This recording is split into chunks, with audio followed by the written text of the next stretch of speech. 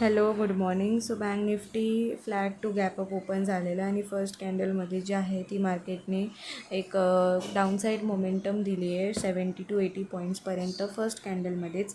आणि त्याच्यानंतर मार्केट जो आहे तो खाली ट्रॅव्हल करण्याचा जो आहे तो प्रयत्न करतो आहे. मार्केटकडे असेल तर दोन्ही साईडला आहेत. सो मार्केट कोणाला ट्रॅप करेल, कोणाला वॉर्निंग देईल किंवा कोणाचं एल हिट करेल हे आपण आता सांगू शकत नाही. बट मार्केटने जे आहे ते फर्स्ट कॅन्डलमध्ये खूप नेगेटिव्ह डाऊनसाईड मोमेंटम दिली. सो त्या रिझनमुळे जे आहे मी जो आहे तो पुट साईडचा ट्रेड घेतलेला आहे. मार्केटकडे असेल तर दोन्ही साईडला आहेत, बट चार्टवर आपल्याला जे जास्त असेल दिसत आहे ते वरच्या साईडला आहेत, पण त्यांना तर टार्गेट आपण नाही करू शकत. सो मार्केटनी छोटी जरी रिट्रेसमेंट दिली डाऊन साईडला तरी आपला जो आहे तो टार्गेट जास्त मोठा नसतो.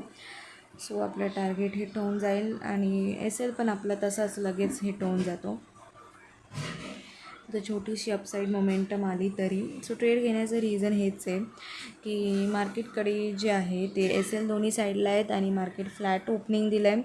मार्केटने 30 पॉईंट्स वरती अपसाईड गॅपअप देऊन मार्केटने जे आहे ते 70 to 80 पॉईंट्सपर्यंत जे आहे ते फर्स्ट कॅन्डलमध्ये जे आहे ती डाऊनसाईड मोमेंटम काढून टाकलेली आहे. सो म्हणूनच एक रिट्रेसमेंट नंतर जे आहे ते मी ट्रेड घेण्याचा ट्राय केला आहे.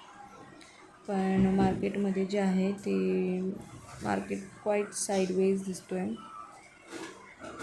किंवा मग आपल्या अपोजिटही जाऊ शकतो.